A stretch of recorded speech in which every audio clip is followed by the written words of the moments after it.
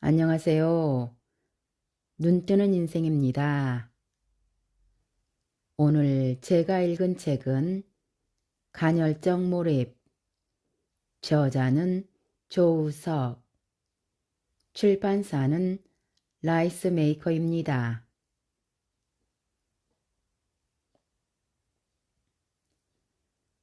몰입이란 말 그대로 어떤 일에 깊게 파고들거나 빠지는 것을 의미한다.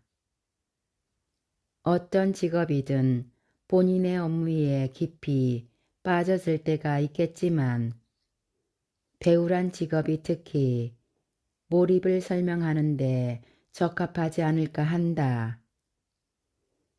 배우가 어떤 배역을 맡았을 때 그들은 극에서 맞닥뜨린 캐릭터의 상황과 사건 등에 깊게 감정적으로 몰입한다. 마치 그 역할이 자신이 된 것처럼 연기하는 것이다. 이때 우리는 몰입이란 단어를 쉽고 명확하게 이해할 수 있을 것이다.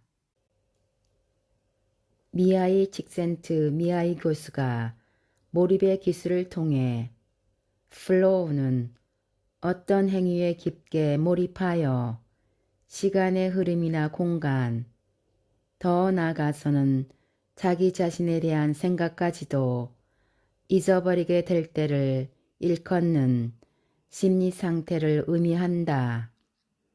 몰입이라는 표현보다 플로우이라는 직역이 그 본래의 의미를 잘 나타내 준다.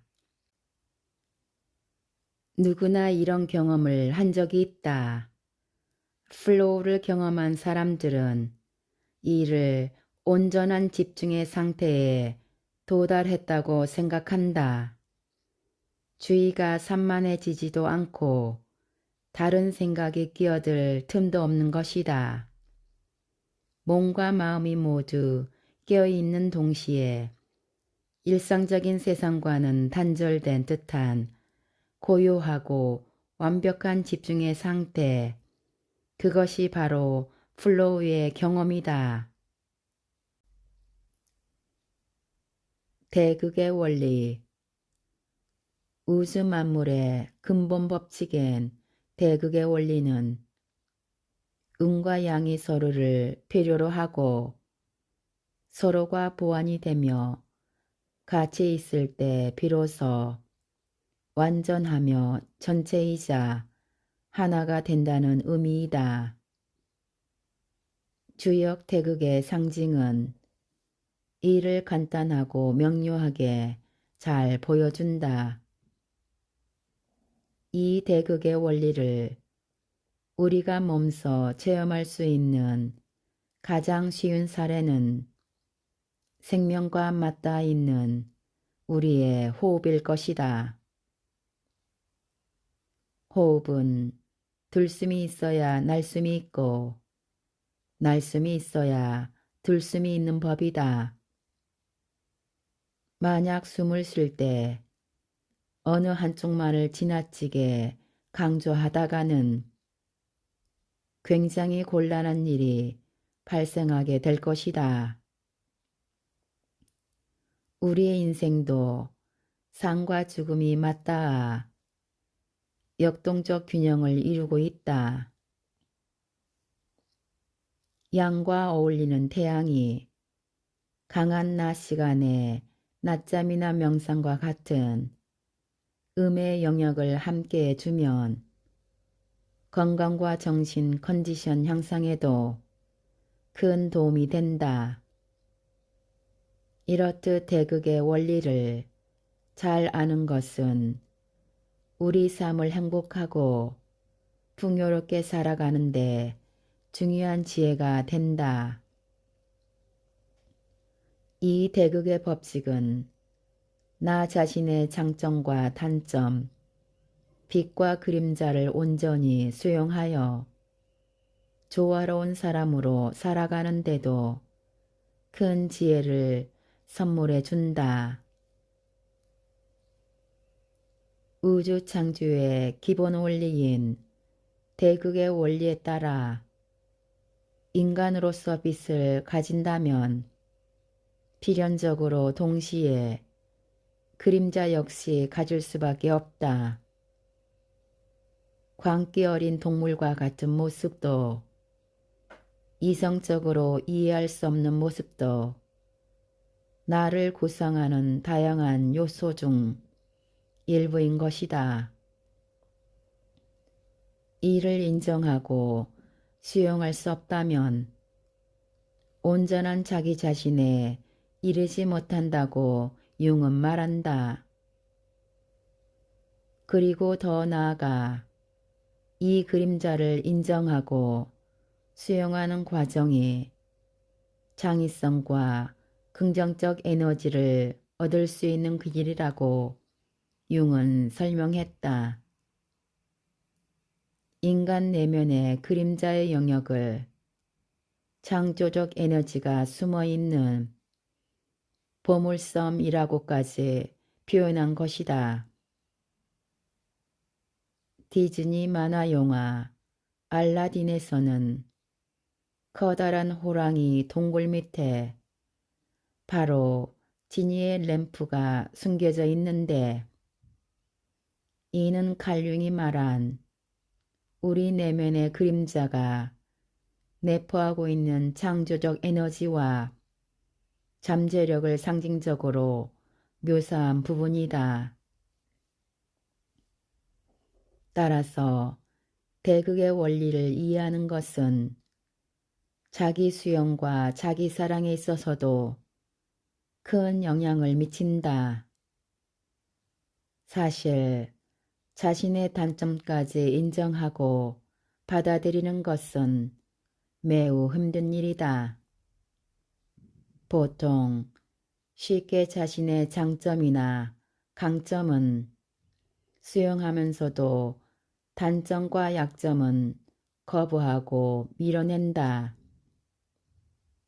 하지만 이렇게 한쪽만을 지나치게 강조할 때 다른 한쪽은 그림자 속으로 들어가 같이 자라나게 된다. 대극의 원리에 따라 우리의 단점이나 약점들은 그림자 속으로 숨게 되고 어느덧 부지불식간에 자라나 삶의 어느 순간에 갑작스럽게 우리 자신을 덮치게 된다. 그 결과 우리는 영문도 모른 채 더 큰 상처와 아픔을 겪게 되는 경우를 마주하게 되는 것이다. 따라서 이 대극의 비밀을 아는 것만으로도 우리 삶에 예견된 어려움을 지혜롭게 피하는 데 큰 도움이 될 수 있을 것이다. 우리는 대극의 원리를 따라 우주와 인생의 음과 양을, 빛과 그림자가 있음을 인정하고 이를 활용할 수 있어야 한다. 어느 한쪽도 밀어내지 않고 좋다 나쁘다의 판단 없이 있는 그대로의 나, 장점과 단점, 좋은 점과 싫은 점을 조건 없이 수용해 나가는 자세가 필요하다. 일상에서 일과 휴식, 유의와 무의의 조화로운 균형을 추구해 나갈 때 온전한 몰입감을 느끼게 된다. 이때 바로 내면의 가능성과 창의성을 온전히 펼치며 살아갈 수 있는 가능성이 열린다. 대극의 원리를 바탕으로 간헐적 몰입의 기초를 튼튼히 세울 수 있게 되는 것이다. 의식, 무의식, 초의식의 원리. 우리는 살면서 다양한 선택들 앞에 서게 된다. 살면서 매일 하게 되는 일상적이고 사소한 선택부터 배우자를 만나거나 직장을 선택하는 등 중대한 결정들도 있다. 보통 본인은 심사숙고끝에 결정을 내린다고 착각하지만 영화에서처럼 수많은 선택들은 미처 의식하지도 못하는 사이에 무의식적으로 결정되고 만다. 프로이트는 설명한다. 나는 어떤 결정을 내릴 때 그 결과가 가져올 장단점을 꼼꼼하게 살핀다. 그러나 정작 중요한 문제에 대해서는 내 마음 어딘가에 자리한 무의식의 결정을 내린다. 칼 융은 말한다. 무의식을 의식화하지 않으면 무의식이 우리 삶의 방향을 결정하게 되는데 우리는 바로 이런 것들을 두고 운명이라고 부른다. 인간이 자신도 모르게 무의식적으로 프로그래밍 된 채 마치 꼭두각시 인형처럼 살아가지 않으려면 자신의 무의식을 의식화해 나가는 노력을 기울여야 하는 것이다. 윌리엄 제임스도 말했다. 인간의 무의식 속에는 세계를 움직이는 힘이 있다. 제럴드 잘트만은 말했다.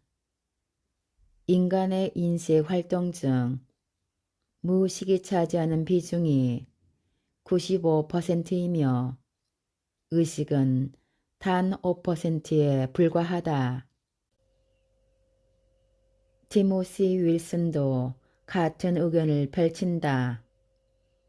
매 초마다 사람이 받아들이는 정보는 1100만 바이트, 그중 의식이 처리할 수 있는 용량은 대략 0.0000004%인데 40바이트 수준이다.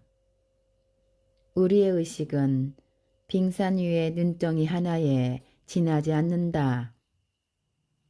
이렇듯 이들 주장들에 따르면 우리는 하루 중 고작 1에서 5% 이하 정도의 의식적인 희망과 요구에 따라 움직일 뿐이며 그 외의 시간은 무의식에 입력된 행동 프로그램에 따라 행동하고 살아가고 있다는 의미다.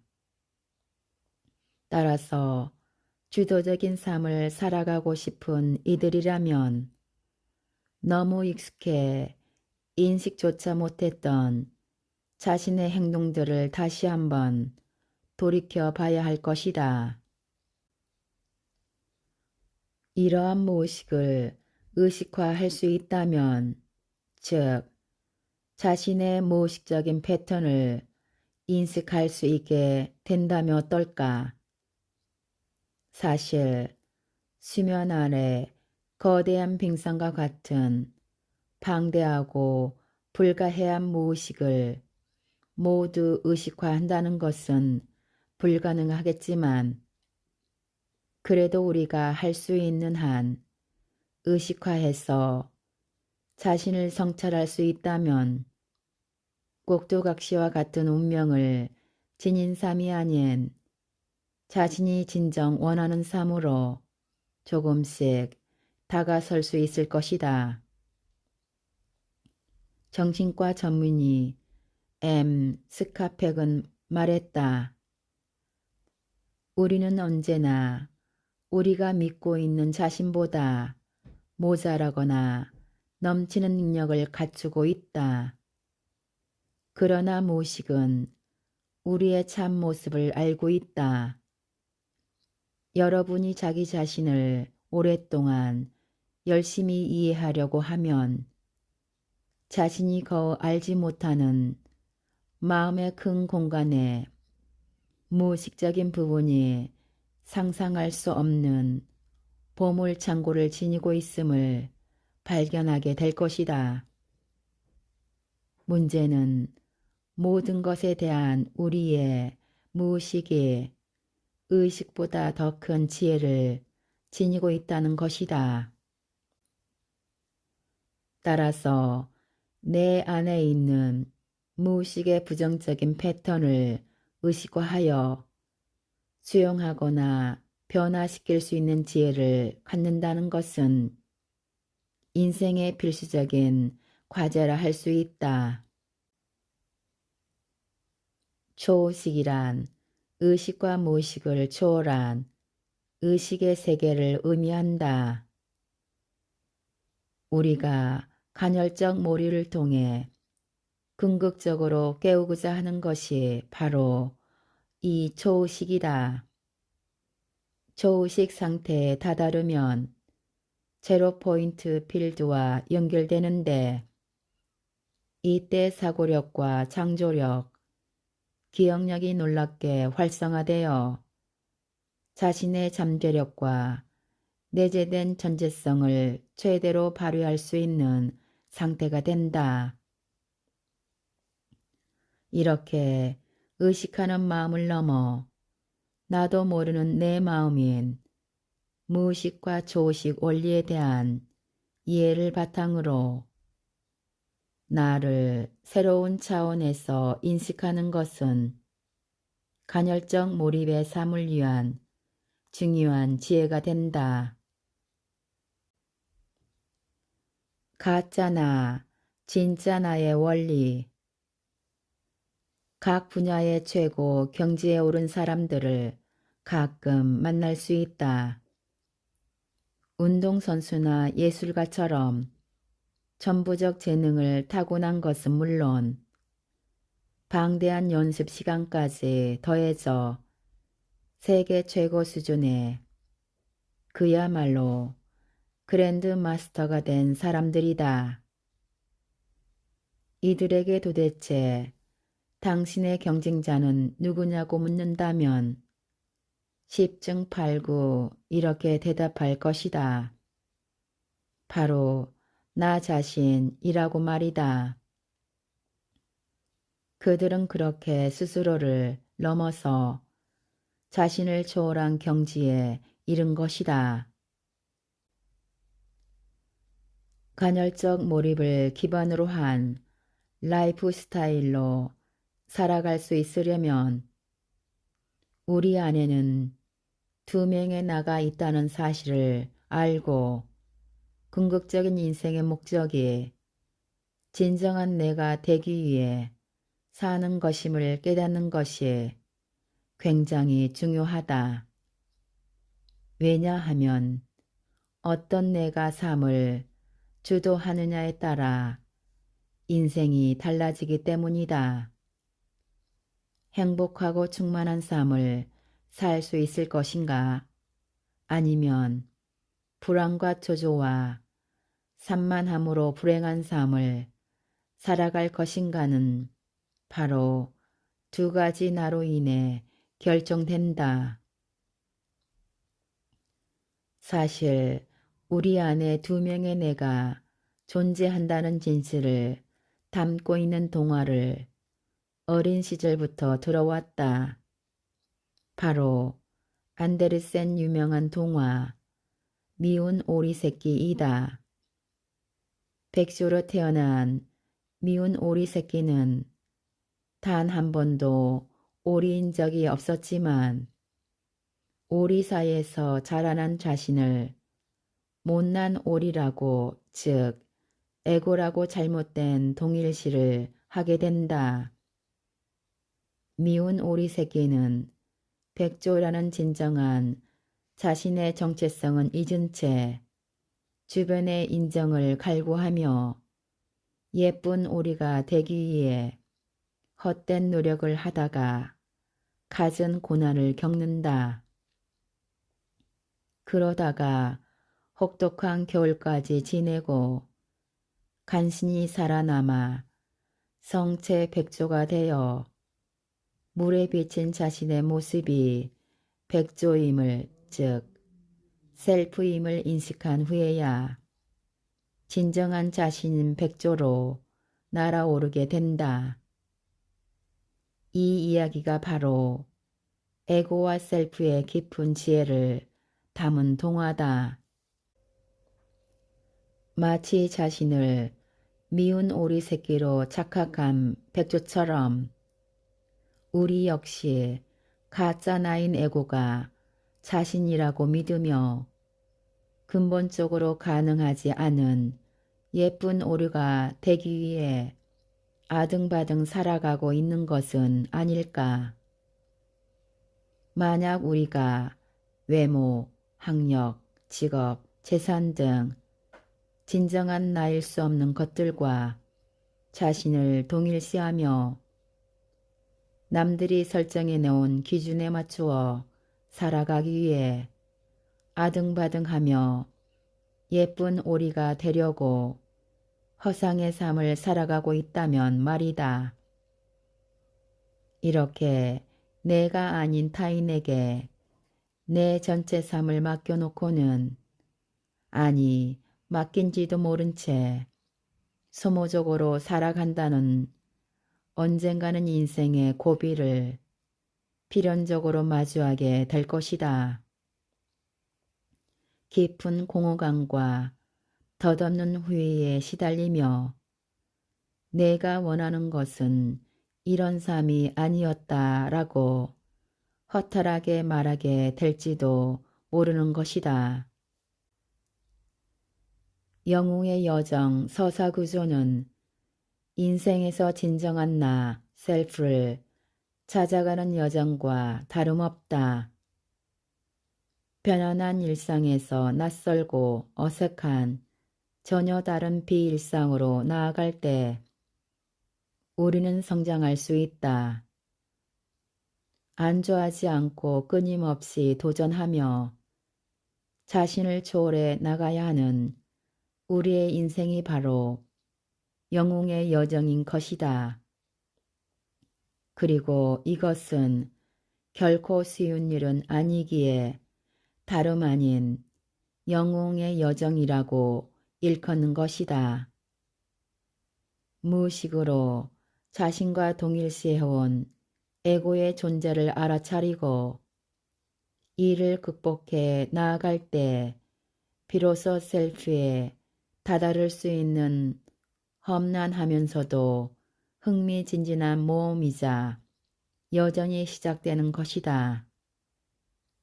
이처럼 우리 내면에 가짜 나인 에고와 진짜 나인 셀프가 존재한다는 사실을 인식하고 이 두 존재의 균형을 맞추고 통합할 줄 아는 지혜와 실력을 기르는 것은 간헐적 몰입을 위한 중요한 원리 중 하나가 된다. 비움과 재움의 원리. Less is more. 직역하면 적을수록 좋다. 좀 더 부드럽게 의역한다면 간결한 것이 아름답고 좋은 것이라고 표현할 수 있겠다. 전 세계적으로 미니멀리즘이란 생애 가치관이 큰 방향을 일으키고 있다. 미니멀리즘은 본래 단순하고 간결한 것에서 오는 미학을 기조로 한 문화사조이지만 현재는 불필요한 것들을 제거하고 최소한의 소유와 소비로 인생의 진정한 의미를 찾는 일종의 삶의 가치관으로까지 의미가 확장되어 사용되고 있다.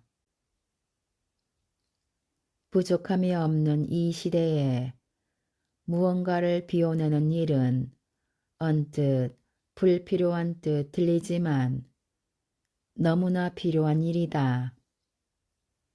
우리는 그간 채우는 일에만 몰두했지 비우는 일에 관심을 가져본 적이 없다. 누구도 알려주지 않은 부분이다. 학교에서는 지식으로 머리를 채워야 했고 배운 전공과 기술을 바탕으로 통장을 채워야 한다.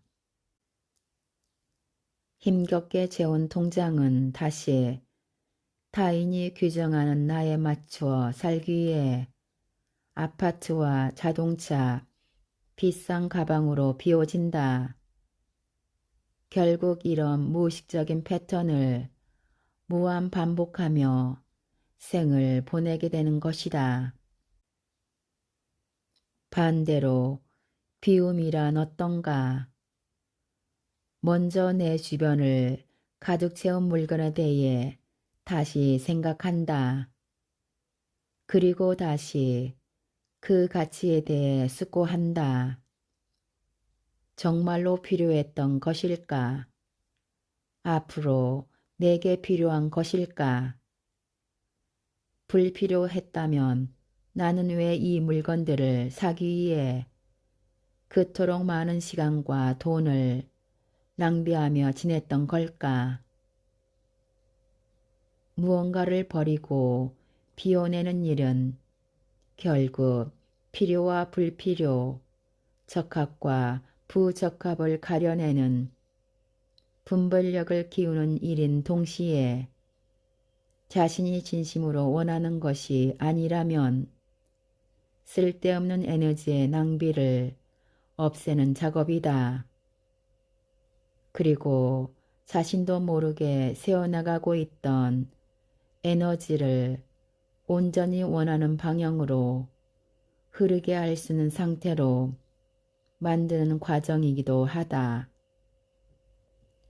이런 과정을 통해 우리는 안정적이고 기분 좋은 마음 상태에 이르러 긍정적이고 새로운 것을 받아들일 준비가 된다. 여기서 비유라는 것은 아무것도 하지 말라는 뜻이 아니라 나를 가로먹는 에고를 초월하여 진정한 자신으로 살아가는 것이 가장 중요한 삶의 과제 중 하나라고 강조한 것이다. 물건을 비우는 단순한 작업은 사실 모든 비움의 작은 시작일 뿐, 실제로 우리가 비워야 하는 것은 비본질적인 것에 대한 집착과 부정적 에너지와의 이별을 뜻한다. 자유로워지고 싶다면 먼저 주변의 물건들부터 청소하고 정리해 보도록 하자. 늘 쓰던 것, 꼭 필요한 것들은 생각보다 별로 없다는 것을 깨닫게 될 것이다. 그리고 먼지가 않도록 전혀 관심이 없던 물건들, 있는지도 몰랐던 물건들은 과감하게 정리하는 것이 좋다. 먼저 몸과 마음에서 불필요한 생각과 스트레스 등을 비워냄으로써 순탄하게 간헐적 몰입의 길로 들어갈 수 있음을 꼭 명심하길 바란다.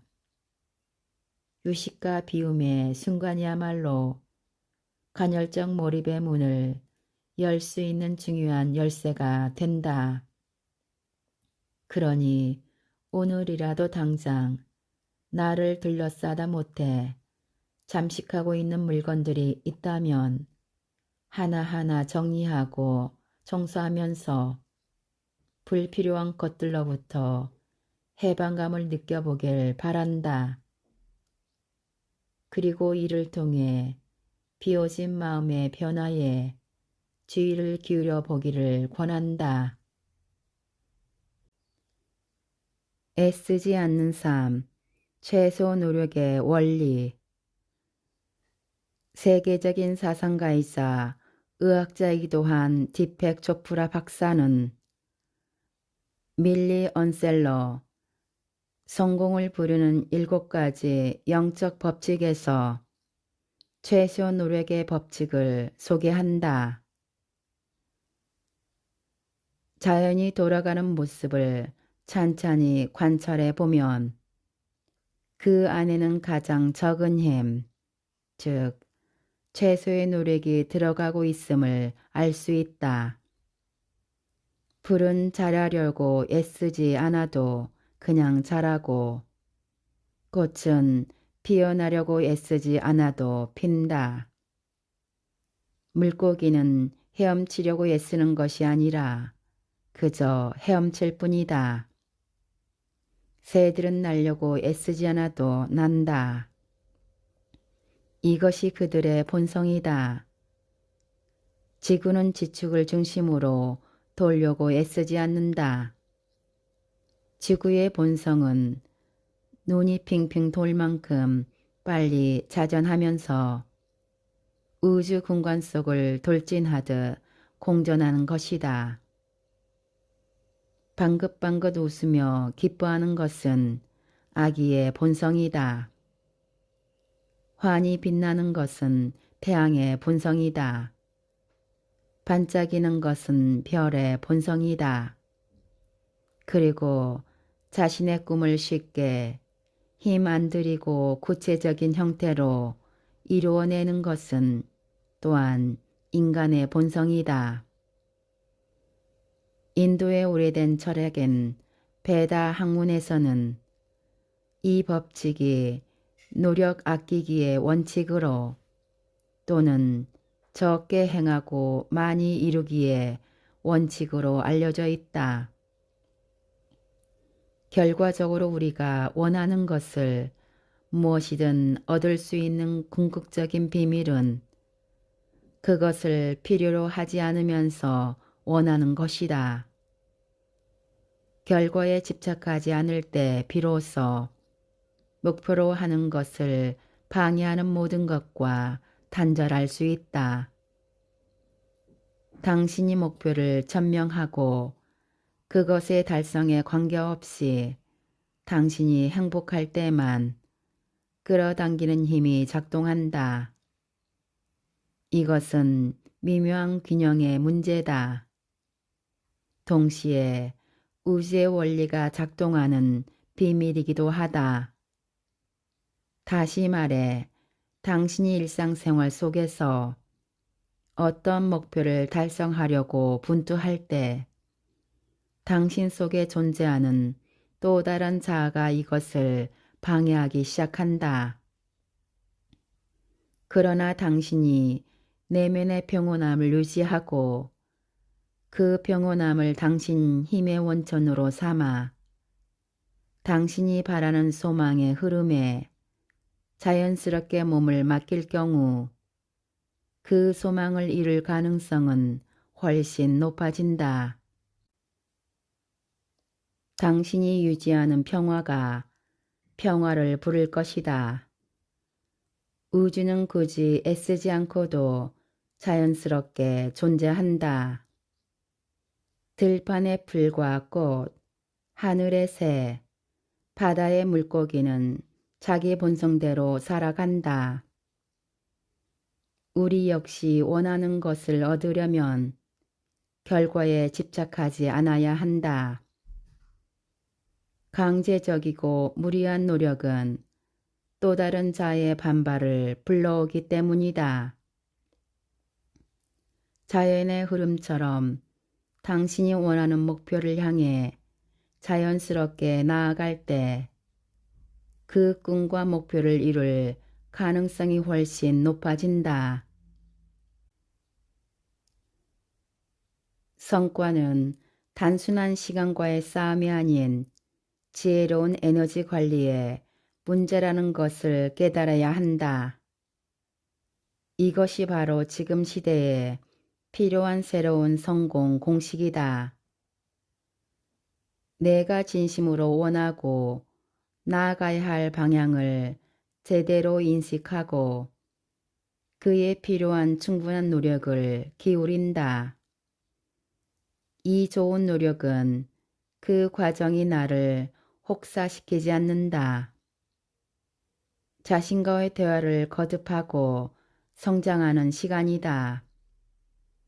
자신을 초월해 성장해 나가는 노력은 즐겁다. 그 다음엔 조연하고 느긋하게 결과를 기다리면 된다. 자연은 언제 어디서나 최대 효과를 거두는 적게 일하고 많이 거둔다는 법칙을 따라 움직이듯이 우리 인간도 자연의 일부이기에 무조건 열심히 일하는 시간은 줄이고 즐겁게 더 많이 거둘 수 있도록 하는 방향으로 나아가야 한다. 이것이 바로 간헐적 몰입을 위한 최소 노력의 원리이다. 에너지 몰입의 원리. 디펙 조프라 박사는 마음의 기적에서 말한다. 자연은 휴식과 활동의 순환 속에서 기능한다. 우리는 맥박이 고동치는 우주에 살고 있으며 그 맥박은 빛이 가진 파동, 바다의 밀물과 썰물 등 존재의 모든 차원에 반영되고 있다. 모든 살아있는 것들의 호흡은 활동과 휴식이 교대로 일어나는 현상에 변형된 모습이다. 고대 인도의 경전인 베다에 따르면 삼라만상은 대우주이고 인간은 소우주라고 선언했다. 소우주인 인체 내의 세포는 시간 기록자인 대우주가 만든 리듬 속에서 진동하며 몸과 마음을 조절하는 지성은 그 진동의 주기에 관심을 기울이고 그 주기를 민감하게 의식할 때 최고의 기능을 발휘한다. 즉, 우주의 리듬과 생물학적 리듬이 정확하게 상호작용하는 것이다. 이것이 바로 조물주의 설계로 인간이 자연적으로 타고난 본성이며 바로 간헐적 몰입이 필요한 핵심 이유이다. 인간이 가진 고유의 에너지가 기술 발전만큼 더 늘어난 것은 아니다. 오히려 기술 발전으로 인해 낭비되는 에너지가 많아졌다. 인류 문명의 발전이 우리의 삶을 더욱 효율적으로 만드는 것 같지만 사실 우리의 시간과 에너지를 낭비시키는 기술의 부작용 역시 함께 수반된 것이다. 우리는 보통 밤낮 없이 일해야 성공이라는 신기루를 잡을 수 있을 것이라고 생각하곤 하지만 아이러니하게도 성공한 사람들, 세계 최고의 리더나 사업가들은 하루 24시간에 자신의 모든 것을 던져 일하는 사람들이 아니다. 그들은 쉴 때는 마음껏 충분히 휴식을 취하고 해야 할 때는 업무에 깊이 몰입한다. 다시 말해 자연적 리듬에 맞추어 자신의 잠재력을 충분히 끌어내는 사람들인 것이다. 그러니 지금까지 쉼없이 오래 앉아 있기만 하면 된다는 잘못된 믿음으로 에너지 질과 활용의 측면은 관과한 채 불안하고 초조한 마음을 달래며 무조건 엉덩이 붙이고 앉아 시간을 때우는 식의 노력은 이제 내려놓아야 한다. 노력이라는 명목으로 붙잡고 살아왔던 집착하는 마음, 강박적인 마음과 죄책감에 억눌리는 마음을 내려놓고 내 안의 자연스러운 리듬은 무엇인지 그 리듬에 따랐을 때 내 안에서 일어나는 일은 무엇인지에 대해 섬사에게 주의를 기울일 수 있어야 한다. 이러한 삶의 태도는 우리 삶의 새로운 돌팔구를 열어줄 것이다.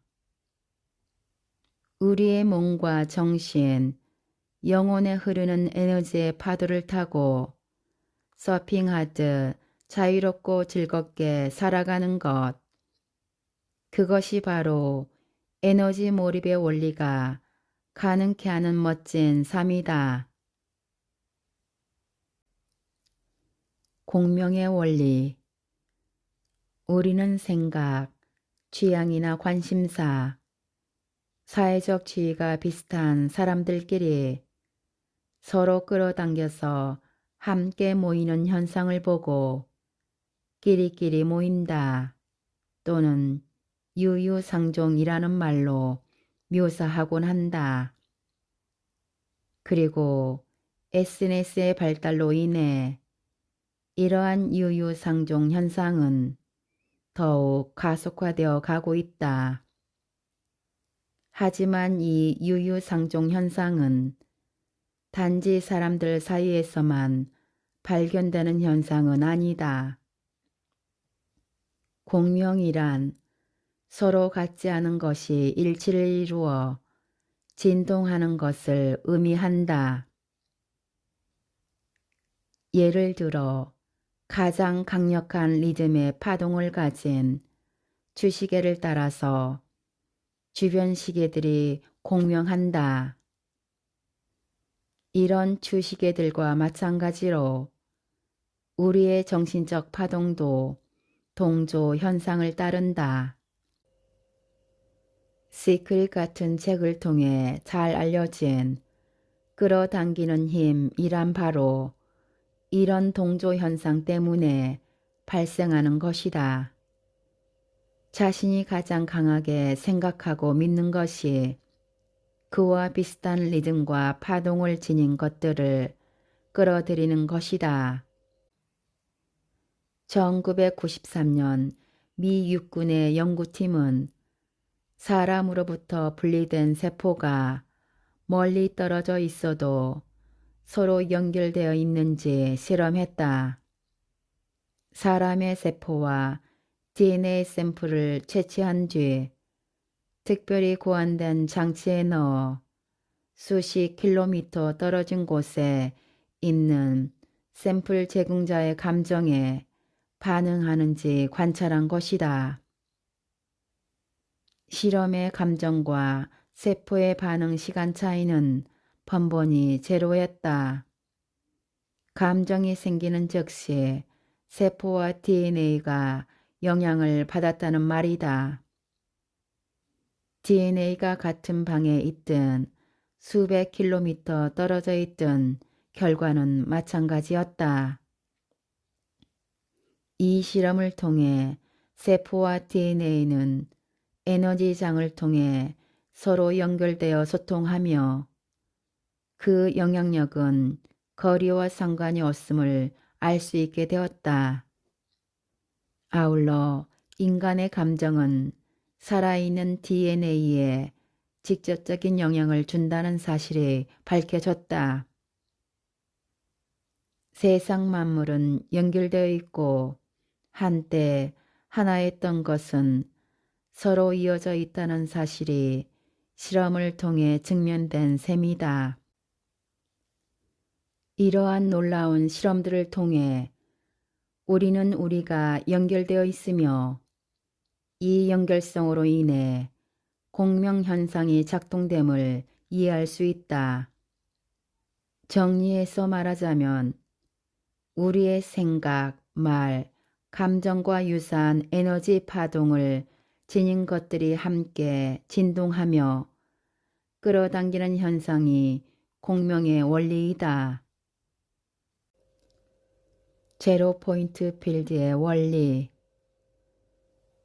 인간에게 뇌란 사고와 운동, 감정까지 관장하는 완벽하고 절대적인 것이다. 하지만 이들이 생각하는 뇌는 개체화된 인간 너머에 있는 어떤 것, 자연 혹은 우주라 불리는 것에 연결되어 에너지와 정보를 받는 수신기라고 통찰한 것이다.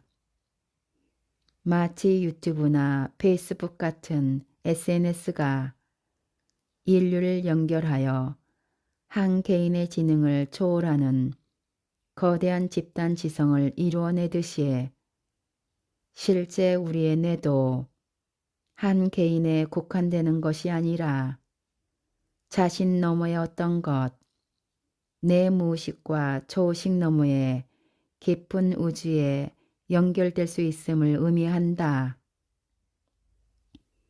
우리는 이로부터 아이디어와 영감, 통찰을 얻어 이를 자신의 영역에 활용하여 경이로운 성과와 목표를 이루어낼 가능성을 가지고 있다. 천재들은 보통 사람인 우리들과 다르게 단순히 자신의 작은 뇌 하나에 의지했던 것이 아니라 제로 포인트 필드에 연결함으로써 더 큰 세계를 열어갔던 것이다.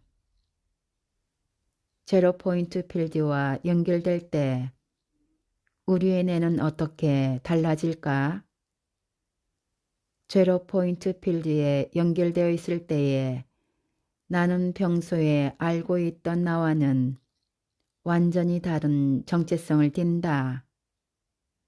어떤 일에 집중했을 때 자신은 자각할 수 없겠지만 우리는 평소와는 다른 상태로 변화하게 된다.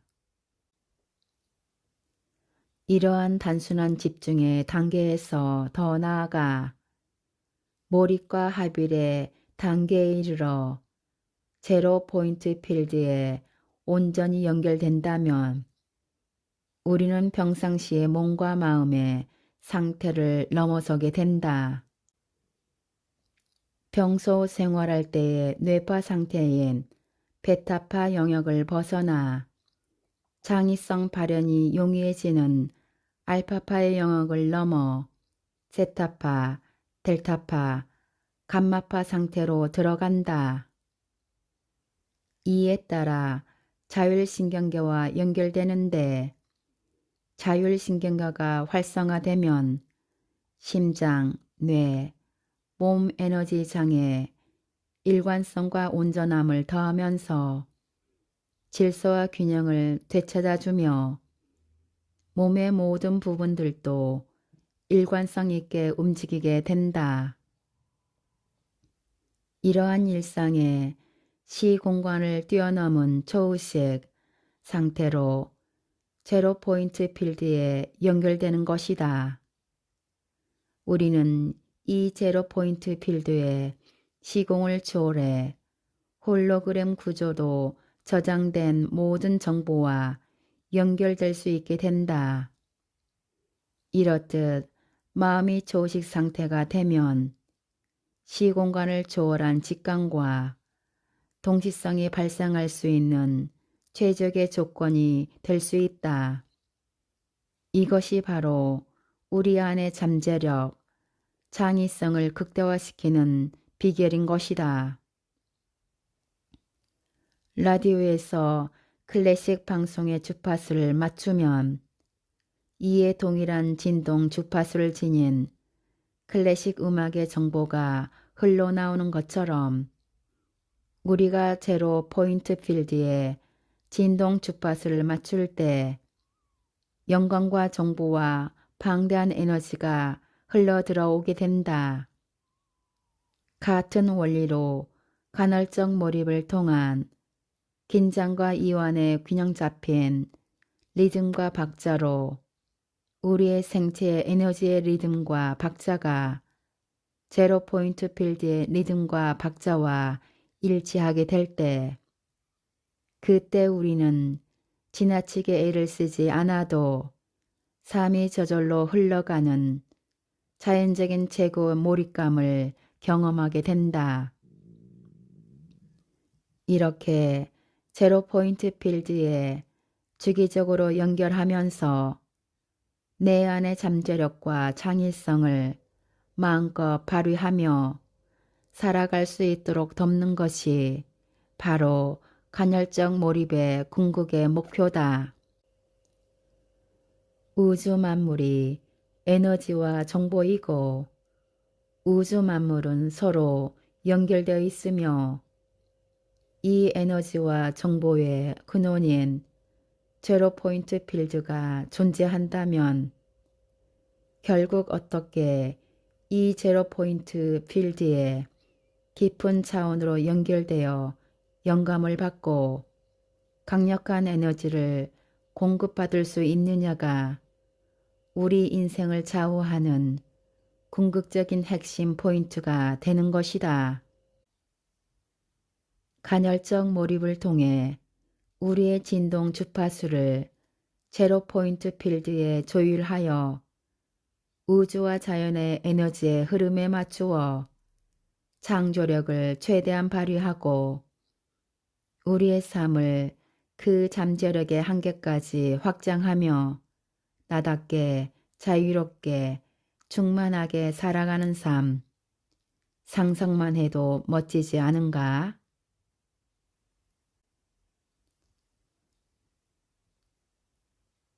지금까지 간헐적 몰입이었습니다. 간헐적 몰입의 8가지 원리에서 요약 발췌하여 읽어드렸습니다. 눈뜨는 인생의 리뷰 한마디는 아래 댓글에 있습니다. 감사합니다.